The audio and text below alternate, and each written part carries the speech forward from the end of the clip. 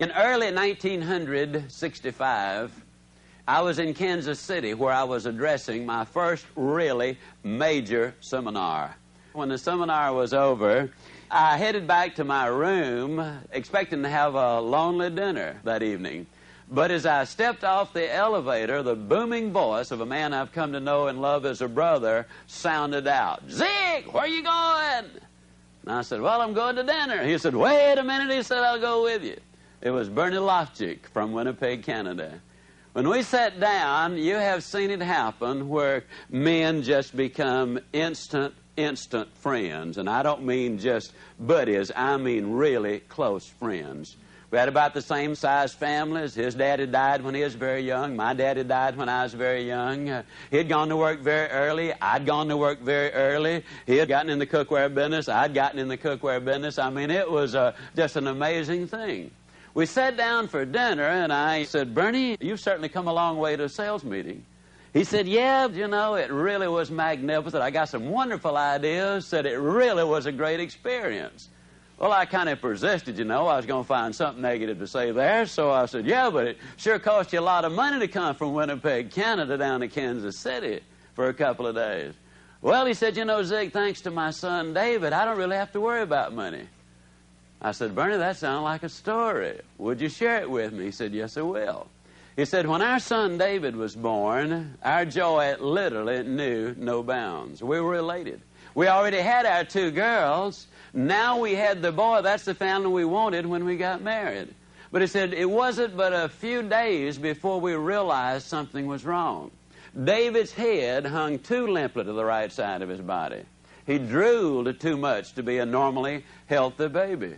But the doctor said, "Don't worry about it, he'll outgrow it." But you know, Zig, Bernie said, when it's your baby, you worry about it. We took him to a specialist, and the specialist, this was after about 6 months, the specialist, incredibly enough, diagnosed him with a condition he identified as the reverse of club's feet, and treated him for that for several weeks. But Bernie said, "You know, Zig, we knew it was more serious than that." So we went to another specialist. And this specialist, after a very exhaustive examination, told us, said, "This little boy is a spastic. He has cerebral palsy.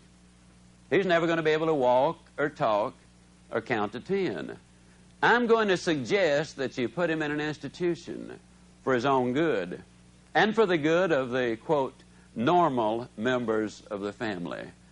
But Bernie looked at me, and with those dark eyes of his flashed, and he said, "Zig," but he said, "You know, I'm not a buyer. I'm a seller. I could not conceive of my son living the life of a vegetable and growing up to be absolutely a nothing.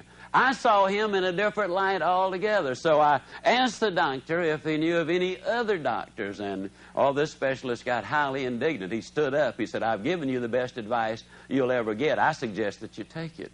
And the interview was over. Bernie Lofchik didn't take it. He went to another specialist who told him the same thing, and then another, and another, and another, and yet another. 30 different specialists said, there is no hope for this little boy. Then they heard of a Dr. Pearlstein from Chicago, Illinois. Dr. Pearlstein was reputedly the #1 authority in the world on cerebral palsy. But he was so busy that he was booked for 2 full years in advance. Bernie finally got his home phone, called him there, made an arrangement so that if there was a cancellation, that David would have the first alternate. Just 11 days later, a little boy from Australia canceled, and they bundled David up, flew him to Chicago for the examination. It was probably the most comprehensive physical that any child has been given up until that point. I mean, they really spent hour after hour after hour going over the baby. They threw out all of the other findings, all of the other x-rays. They just started from ground zero and went on with the examination. They called in the best expert in the world to read the x-rays, just to tell them what was there, to make no diagnosis, to make no recommendations, just tell me what you see in the x-ray. When it was all over, Dr. Pearlstein and his nurses sat down with the Lofchiks, and they said, "This little boy is a spastic. He has cerebral palsy. He's never going to be able to walk or talk or count to 10 if you listen to the prophets of doom." But he said, I happen to be solution conscious, not problem conscious. I believe there's something which you can do for this little boy if you are willing to do your part. The Lofchiks rather obviously said, well, doctor, you tell us, we will do anything that is humanly possible. Now, at that time, they could not easily afford a very heavy financial burden. But they said, spell it out, doctor, and we'll do what is necessary. And in minute detail, he said, you're going to have to work this little boy beyond all human endurance. Then you're going to have to work him some more. You will have to push him until he literally falls, and then you're going to have to pick him up, and you'll have to push him some more. You're going to have to be patience personified, because there will be many, many months where you will be unable to detect any progress at all. But if you ever stop, he will go all the way back, and then you will have to start all over. You're going to have to understand this is a lifetime commitment you're making, not something you do this year, next year, 5 years, or whatever. This is from now on. Well, the Lofchiks took David and they went home. They hired a physical fitness expert and a bodybuilder. They built a little gymnasium in the basement of their home and they went to work. It took a number of months before David could even move the length of his own body. One day, many months, probably about 2 to 3 years later, Bernie received a call from the therapist. He said, I believe David is ready. Come on home. Bernie Lofchik rushed home. David was down in the gymnasium on a mat getting ready to do a push-up. And as that little body started to rise into the air, the physical and emotional exertion was so great, there was not a dry inch of skin on that little body. The mat looked as if you had sprinkled water on it. When that one perfect push-up was complete, Mom and Dad, the 2 sisters, David, the therapist, and several of the neighbors who were over there broke down and shed the tears which clearly say that happiness is not pleasure. Happiness is victory. The story is even more remarkable when we learn that one of America's leading universities had also examined David very carefully and discovered that there were no motor connections to the right side of his body. They had said to him, he has no sense of balance. He will never be able to swim or to skate or to ride a bicycle. On October the 23rd, 1971, my wife and I were in Winnipeg, Canada, to see little David Lofchik at his bar mitzvah. I wish you could have been there. I wish the television cameras of the world could have been there to see what we saw.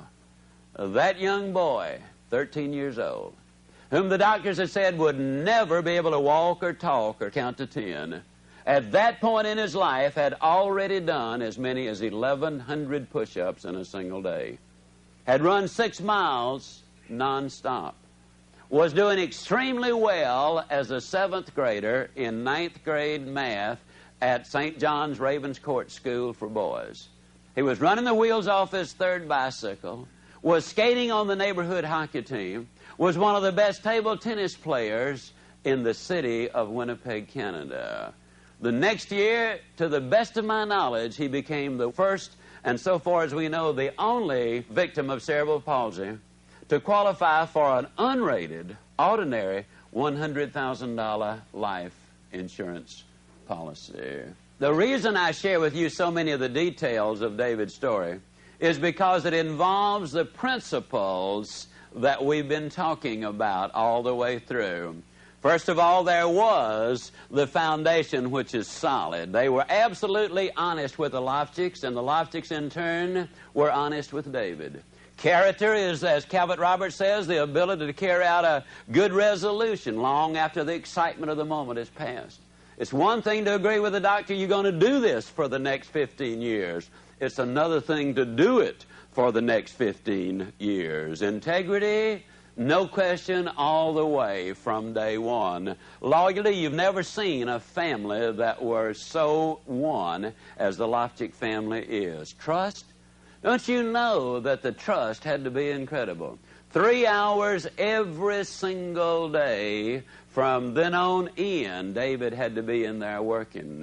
Don't you know that when the doctor said there'll be years and years when you won't be able to see any change, that involved an incredible amount of trust? How many of us, for example, would have been willing to have hung in there all of that length of time? Love, one of the most beautiful love stories I think I've ever heard is this one. When David was about 2 years old, they had to start putting heavy leg braces on his legs every evening. And they had to make them progressively tighter. And every evening when Bernie and or Elaine would put those leg braces on, David would be there literally with tears in his eyes. And he had beautiful green eyes. He was a beautiful child. Coal black hair, olive complexion, with tears in his eyes, saying, Mommy, do we have to put them on tonight? Or, Daddy, do you have to make them so tight? Now, don't you know that any mother or father in existence would really have had trouble with that one? But Bernie and Elaine Lofchik loved David so much, they said no to the tears of the moment so they could say yes to the laughter of a lifetime. See, when you really love someone, you do for that person what is best for that person.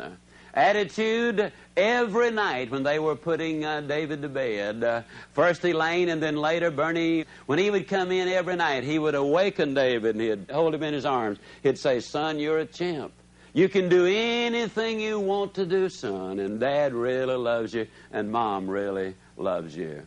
He was one of the first people to get a cassette recorder. In those days, they were just coming out. And every day while he was taking his therapy, he would be listening to the motivation while he was taking the therapy. Self-image, obviously, as a child, he could not have a good one as an infant, but today, of course, he does. Relationships, probably nobody has ever worked as closely with and in better cooperation with others than David Lofchik has been working all of his life. Goals, we talk about daily goals and long-range goals and big goals. David Lofchik had literally hourly goals on many occasions. Nobody has ever worked a minute harder than David Lofchik. Desire, when you start talking about desire, you're talking about a youngster who surpasses just about anybody in anything I've ever seen.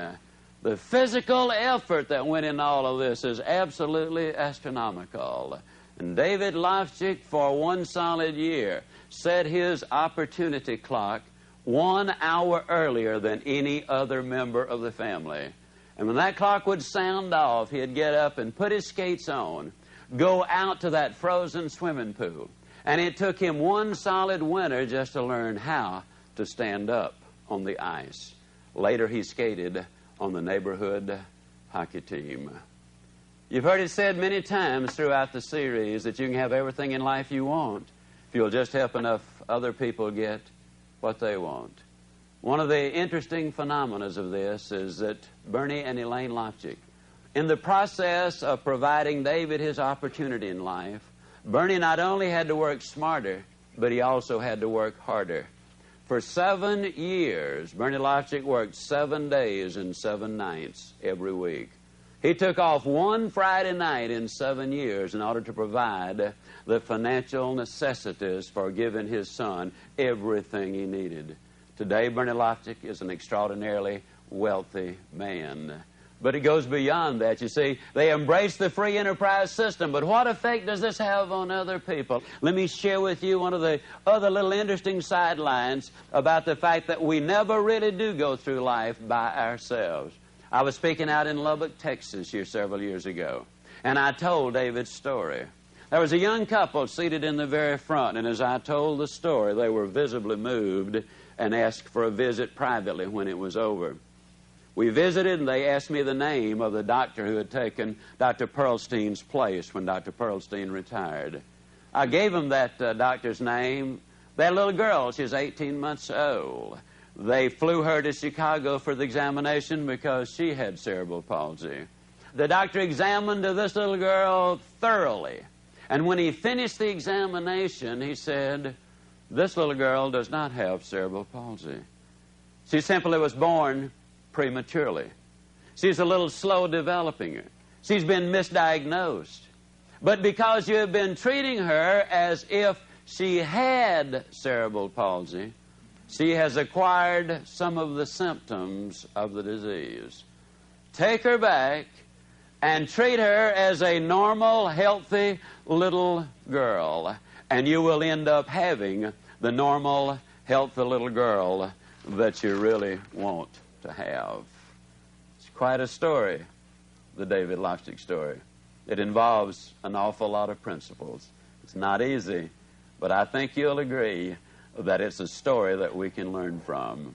Many, many times over the course of the years, I have thought to myself, I wonder how much bigger and faster and stronger and smarter, I wonder how much more David Lofchik would have been had he been given the same chance in life that you and I were given. Then finally one day, it hit me like a ton of bricks. Had he been given more, he undoubtedly would have ended up with less. Maybe a whole lot less. Maybe that's the reason God tells us in His book to thank Him for everything. Well, what's the end of the story? Well, the story's not ended. That's the reason we can't really end it, but I can bring you up to date. David Lofchik today is a handsome young man of 29 years of age. 195 pounds, a barrel for a chest. Happily married, a proud papa. And for the last 2 years, he's been the #1 condominium salesman in the #1 real estate firm in Winnipeg, Canada, having a marvelous time and a marvelous career. The principles he learned as a child are standing him in good stead now and will for the rest of his life. You see, it's not the story I'm really talking about. It's the principles that we're talking about. When you apply these principles, do these things, and follow through on them, I can close as I always do by saying, if you'll do that, then I'll see you. And yes, I really do mean you at the top. Thank you.